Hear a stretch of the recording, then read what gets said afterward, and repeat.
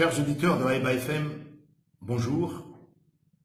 Nous sommes le 4 octobre. L'édito d'aujourd'hui porte sur la levée de l'immunité de 3 députés. Qu'est-ce que c'est que l'immunité? Dans un pays démocratique, vous avez ce qu'on appelle les 3 pouvoirs.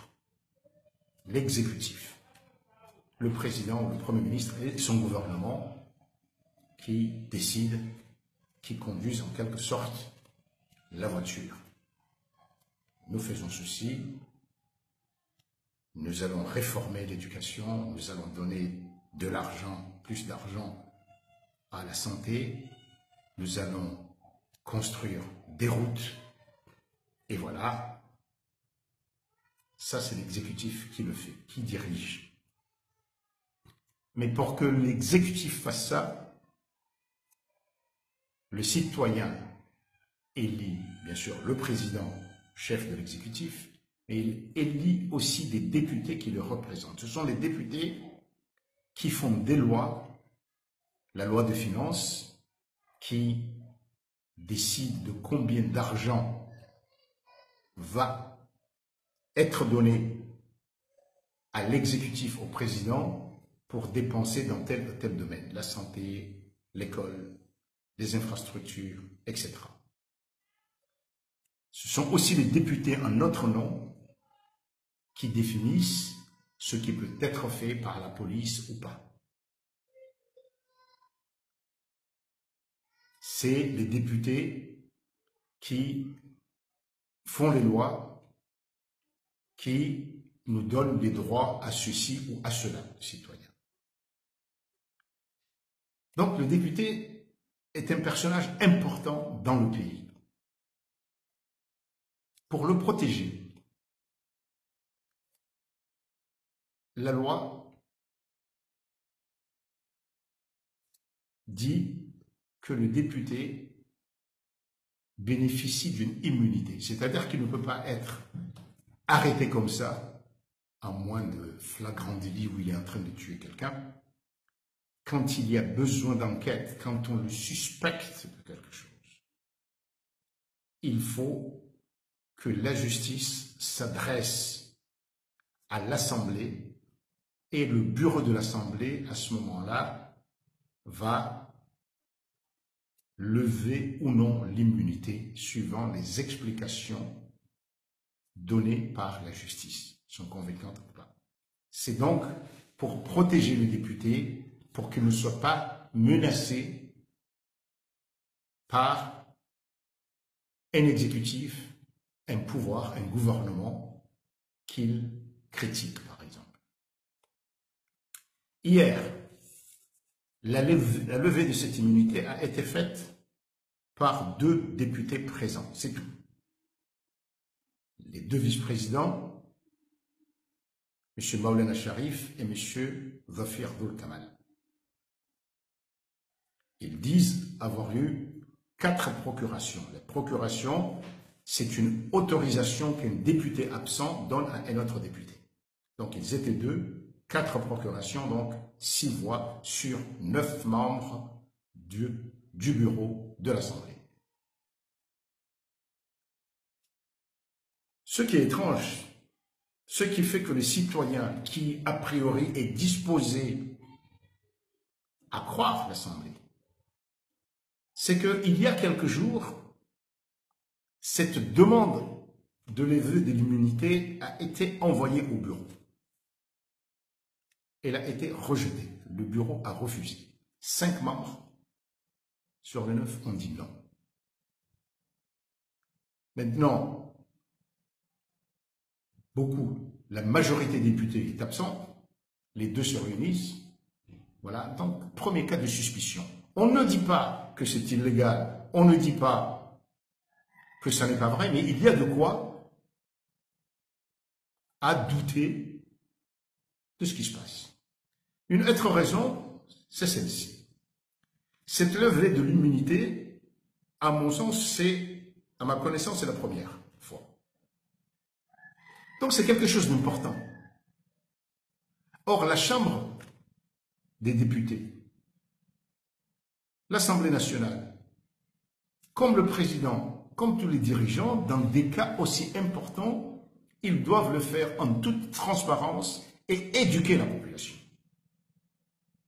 Or, l'Assemblée nationale va ouvrir sa session d'octobre dans quelques jours.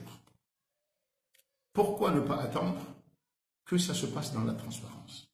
Pourquoi se précipiter comme ça? Alors que, je vous en ai parlé, la session d'avril, la session ordinaire de l'Assemblée d'avril, elle était là pendant 2 mois. Le gouvernement de l'Union de Comores n'a présenté aucun texte, alors qu'il y a beaucoup de choses qui sont urgentes. Rien. Mais pour lever l'immunité, on se précipite, alors que ça aurait pu attendre quelques jours pour que ce débat-là, qui est très important, c'est une affaire très très importante, puisque 2 députés, M. Dossard et M. Abouachraf, seraient impliqués dans l'affaire des détournements de fonds, d'abus de biens de la République, l'argent qui vient des passeports de la citoyenneté économique, qui a disparu. Ces 2 députés sont suspectés d'être impliqués dans ces détournements. Donc une affaire très importante. Les 2 autres députés, M. Tochadjouar et M. Ali Mhadji, sont suspectés d'être complices ou d'avoir appris sans dénoncer, on ne sait pas, dans l'affaire où un gendarme a eu le bras sectionné au quartier sans fil. Donc, 2 affaires très importantes qui, pour le bien de la République, pour la transparence de la République, demanderaient à être traitées en toute sérénité, en toute transparence. Mais voilà qu'on se précipite. Avec 2 députés présents simplement. Comment voulez-vous que nous, citoyens, nous ne posions pas de questions? Que la priorité, ce n'est plus de la gestion du pays, mais des adversaires. D'autant que 4 députés étaient visés. Un seul, M. Abouachraf, le bureau, c'est-à-dire 2 membres qui se connaissent bien, avec 4 procurations, réelles ou fausses, je n'en sais rien. Disons que c'est réel. Disons qu'elles sont authentiques. Mais ils disent non, M. Abouachraf a été entendu. Déjà dans cette affaire. C'était avant qu'il ne soit député. Et donc, on lui garde l'immunité. Oui. Sauf que M. Abouachraf est membre du parti, du président de la République, du parti au pouvoir. Ah, vous croyez que on cherche la petite bête en nous disant qu'est-ce qui se passe là? Est-ce que vous pensez réellement qu'on cherche la petite bête, qu'on est de mauvaise foi quand on se dit bizarre, comme c'est bizarre?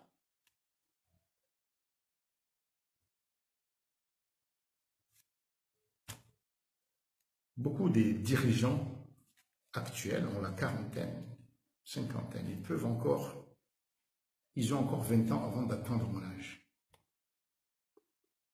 Il est fort probable que ceux qu'on maltraite comme ça maintenant, je dis bien maltraiter, retournent au pouvoir. Est-ce qu'on va rester là chaque fois à dire « je fais plus mal que ce que vous avez fait » parce que c'est comme ça.